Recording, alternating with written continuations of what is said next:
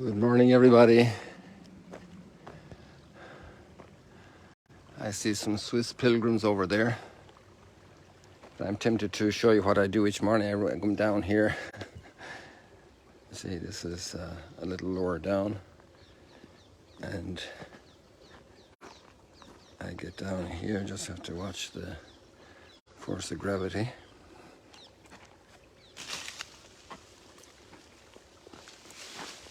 Because with sandals you have to be a bit more cautious in rough ground.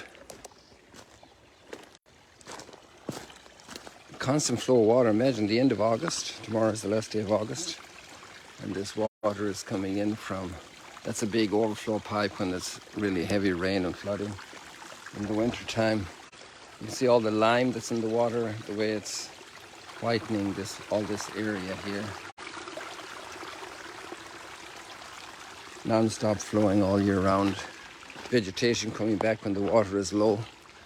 You can see the water is withdrawing here a little bit.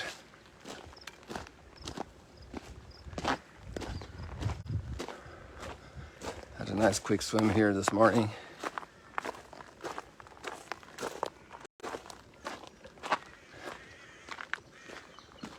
It's quiet. People going back to school.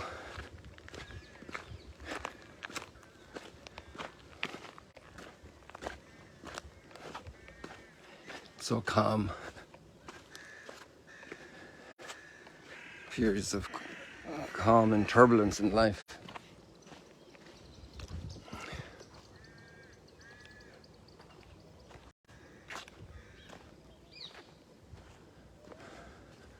A little bit silty here. I like walking out here where I don't sink in the mud until I get enough depth in the water.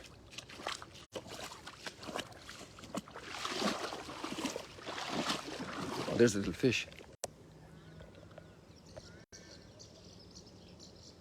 Look, you see him? He's under, it's hard to see, I can tell, I know, I understand. But he was, maybe some of you got to see him. He's obviously gone now. It was actually a huge one a day or two ago here, about maybe 20 inches long. And didn't run off too fast, you know. I was welcome. Let's see if I get up here on this. They've obviously extended it out because the water's going down, so they need to get a minimum depth for the boats to get in there.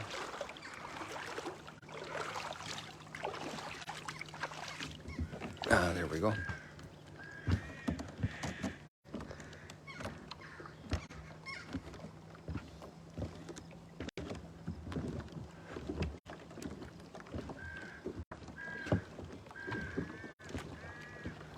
Bringing you out here for your little boat ride on the Sea of Galilee.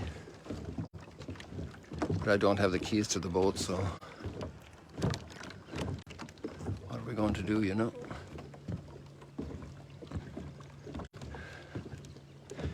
It's hard for me to think of Tiberius without thinking of Herod Antipas, poor guy. Rich daddy, you know, King Herod the Great. Growing up in a lifestyle where there was a lot of violence. His daddy killed a couple of his brothers and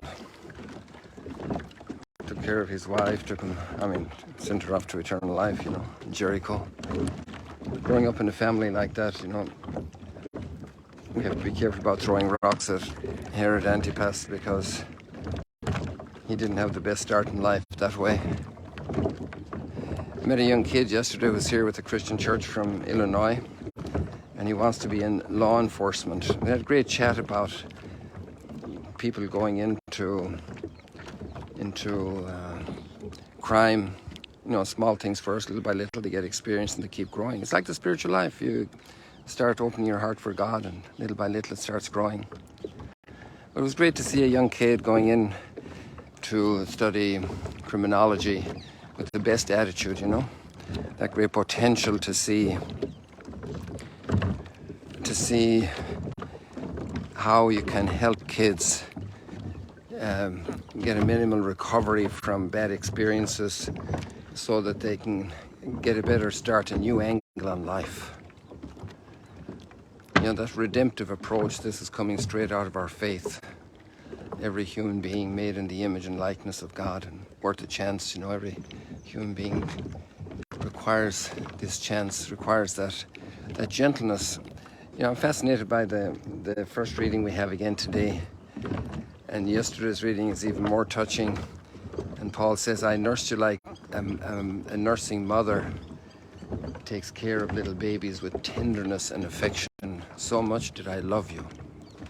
You know, when we go out to evangelize with that attitude, to bring good news, news of potential renewal, of redemption of people who are really, really broken, coming from broken homes, have a big lack in their lives, you know. Sometimes grandparents are able to step in and fill some of the gaps. Obviously, one of the greatest things we can do for society is to help to build a family life, to strengthen young couples. And we had a whole group last night here from Georgia, USA, university students. Some are already working, some are chaplains in high schools, just great kids. They were here doing an hour of adoration last night, and we had a chat a little bit late also over here at Duke and Altum. And you know, there's so much good going on in the world, and much more than the evil that's going on. There's a lot of bad stuff going on for sure. You know, horrible things being done to people. But there's more good stuff going on, otherwise the world would fall apart. And this boat probably has a couple of problems. It's older. I don't know how old it is, and probably the owner's taking care of it to a degree, but you know, I just heard about a building that we use a lot in Italy in the summertime, and how it needs a lot of care, a lot of attention, and sometimes you don't have the manpower to do it, you know. Sometimes things get out of control, and then it takes a huge effort to bring a place back into shape again, and much more so a human being.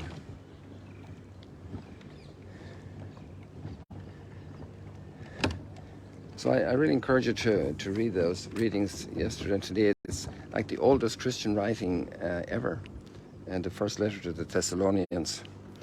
It seems to have been written shortly after Paul had been there, and he had to leave in a hurry because of hostility towards his person in Thessalonica. That town still exists in Greece.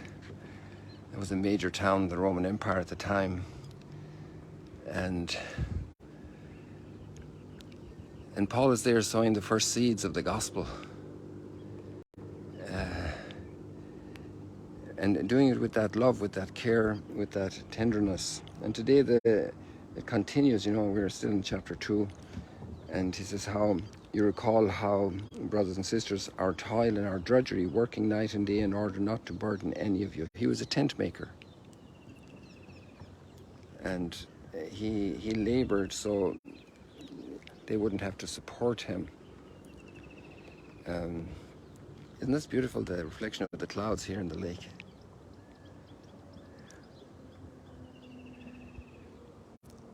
And we proclaim to you the gospel of God, you are witnesses, and so is God, how devoutly and justly and blamelessly we behave toward you, believers. As you know, we treated each one of you as a father treats his children, encouraging, exhorting. You know, this goodness, this healthy leadership, this healthy encouragement for growth for young people. This is amazing.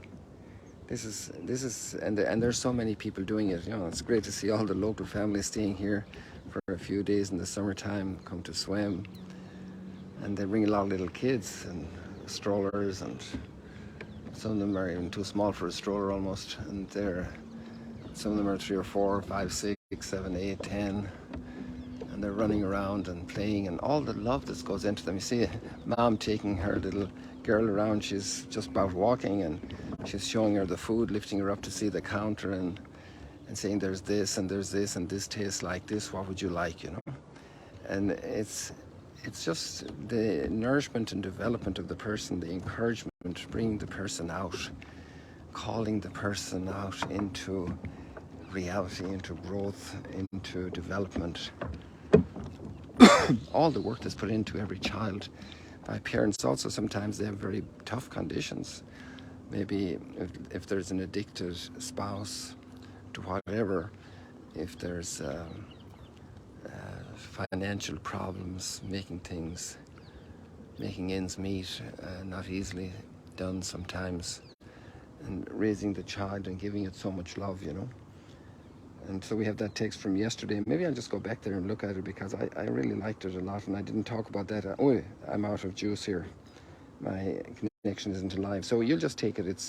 It's about the mother nursing the little baby. And this is the way I treated you. These are precious lines in the very first writing of Christianity. Around the year 50, maybe Jesus barely 20 years ascended to heaven.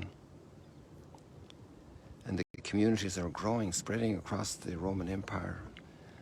Go through 300 years of depending on the places and the governors, of different stages of persecution, and being underground really for a lot, and not being profiled in society yet, and eventually when profiled, then persecuted because of their profile.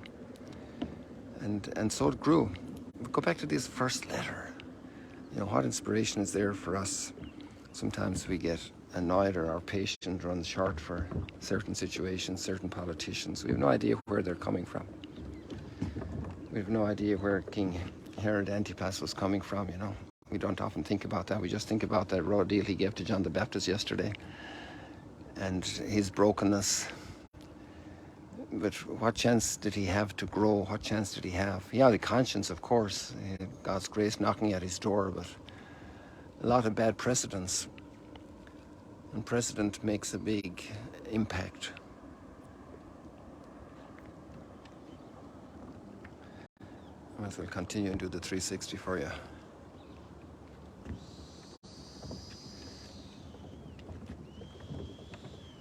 And then we have a tough gospel there. And I just actually clicked on the little arrow.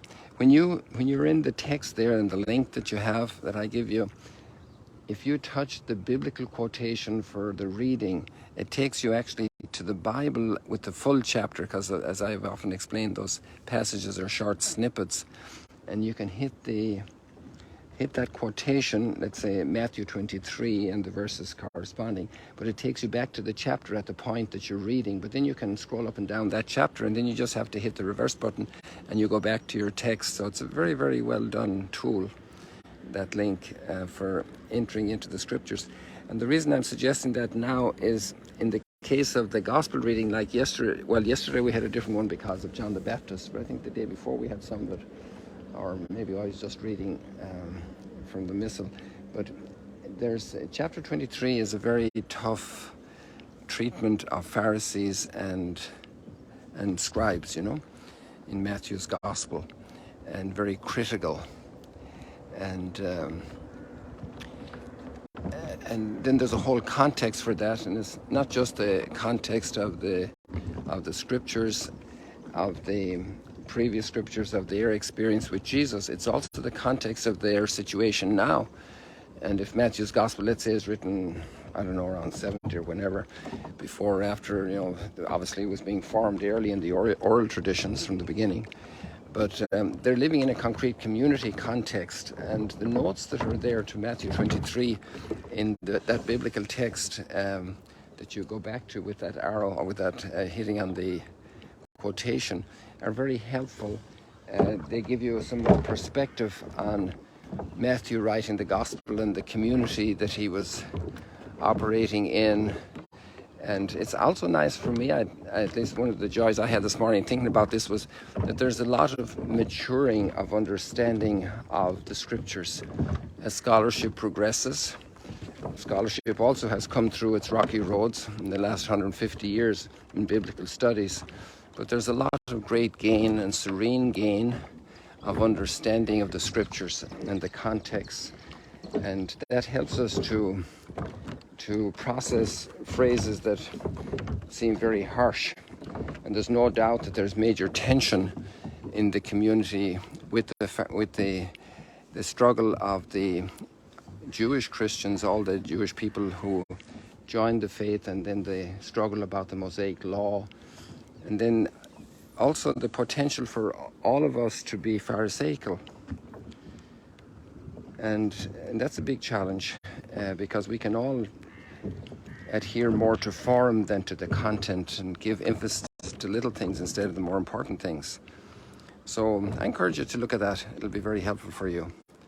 And the psalm then is so precious about how God knows us profoundly. You know, he knows us. We can't really look to the bottom of the water here. We can't see into it. And it's very hard for us to see into the bottom of our hearts. But God does. And he knows us through and through, and he loves us. People, God bless you. See you later, alligators. Enjoy this wonderful gift of a new day. And if you're on the west coast of the Americas, then have a great sleep tonight. And see you in the morning. God bless you all. See you later.